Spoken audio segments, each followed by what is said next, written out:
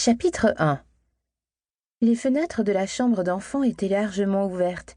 Leurs rideaux de dentelle flottaient dans la brise. Émilie pliait des vêtements pour bébé, pour soigneusement les placer dans la commode. Elle soupira de satisfaction.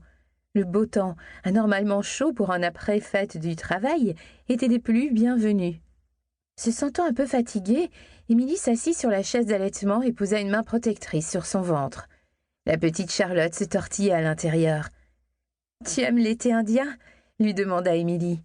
32 degrés à cette époque de l'année, ce n'est pas normal. Tu devras t'habituer au froid à un moment donné. Charlotte devait arriver en décembre, à l'aube de l'hiver, dans 3 mois à peine. Émilie n'arrivait pas à croire la vitesse à laquelle la grossesse s'était passée et à quel point le temps s'était écoulé rapidement.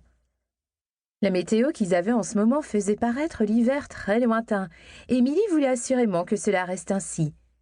Car à chaque nouvelle saison qui s'annonçait, Émilie pensait à son père, au fait que c'était la dernière fois qu'il vivrait cette saison en particulier. Elle s'était efforcée de ne pas penser à sa maladie en phase terminale. Chaque fois qu'elle lui parlait, ce qui était quotidien, il ne le mentionnait pas et lui racontait plutôt toutes les activités amusantes qu'il avait prévues. Et les lettres commençaient à s'empiler maintenant. Ils s'étaient promis de s'écrire l'un à l'autre l'équivalent de toute une vie de correspondance. Roy ne s'apitoya pas sur sa mort imminente. Émilie n'allait donc pas le faire non plus. La porte s'ouvrit alors, et Chantal entra en virevoltant. Elle portait un paquet de couches dans ses bras. « Où dois-je les mettre ? » ?»« Sur la table allongée, s'il te plaît, » dit Émilie en souriant à sa douce fille. Elle et Daniel faisaient tout leur possible pour que Chantal se sente incluse. En ce moment, cela se traduisait par l'achat d'un article utile de son choix au magasin à chaque passage. Aujourd'hui, c'était des couches. Hier, cela avait été des tétines. Elle avait aussi acheté des biberons, des bavoirs, des anneaux de dentition et un hochet. Émilie aimait la façon dont Chantal trouvait un but dans sa tâche. Elle la prenait très au sérieux. Chantal marcha jusqu'à la table allongée et y déposa les couches. Puis elle se retourna et fit face à Émilie. « Nous avons des nouvelles ?» demanda-t-elle. Elle savait que Chantal parlait de l'île pour laquelle Daniel et elle avaient fait une offre. Elle demandait tous les jours. Émilie regarda son portable pour la 1000e fois. Elle ne vit aucun appel manqué ou de message de l'agent immobilier. Elle regarda Chantal et secoua la tête. « Pas encore. » Chantal fit la moue, déçue. « Quand le saurons-nous » demanda-t-elle. « Est-ce que ce sera avant l'arrivée de Charlotte ?» Émilie haussa les épaules. « Je ne sais pas, chérie. » Elle caressa ses doux cheveux blonds. « Tu sais qu'on ne l'aura peut-être pas, n'est-ce pas ?» Elle préparait Chantal au pire depuis le début, mais la petite fille avait parfois tendance à s'emporter.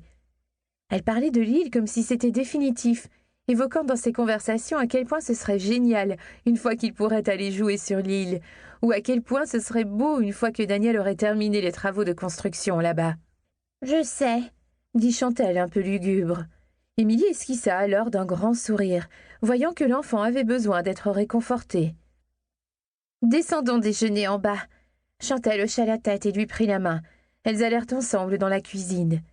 Pour le plus grand plaisir d'Émilie, Amy était assise à l'îlot de cuisine. Elle était à Sunset Harbor depuis des semaines maintenant, chez son nouveau petit ami, Harry, goûtant aux joies de la vie en couple. Émilie adorait l'avoir à proximité, et Amy en profitait définitivement au maximum en passant chaque fois qu'elle avait du temps entre les conférences téléphoniques et la gestion à distance de son entreprise. Elle était en train de boire un café et discuter avec Daniel, qui était occupé à ranger les dernières provisions. Il embrassa Émilie quand elle entra. « Salut, ma belle !» murmura-t-il en lui adressant un de ses regards remplis d'amour intense. Émilie sourit et passa un doigt le long de sa mâchoire ferme. « Salut !» murmura-t-elle. À ce moment-là, Amy toussa. Émilie arracha son regard de Daniel et regarda par-dessus son épaule. « Salut, Ames !» ajouta-t-elle à son amie, en levant jovialement les yeux au ciel. Cela semblait toujours inhabituel à Émilie d'avoir Amy si aisément à portée de main. Son déménagement temporaire à Sunset Harbor avait été merveilleux pour elles deux, leur remémorant l'amitié allant de soi qu'ils avaient entretenue avant qu'Émilie ne disparaisse de New York sans le lui dire. Pour continuer à écouter ce livre audio gratuitement, cliquez sur le lien dans la description et vous pourrez l'écouter en entier sans frais grâce à l'essai de 30 jours d'Audible.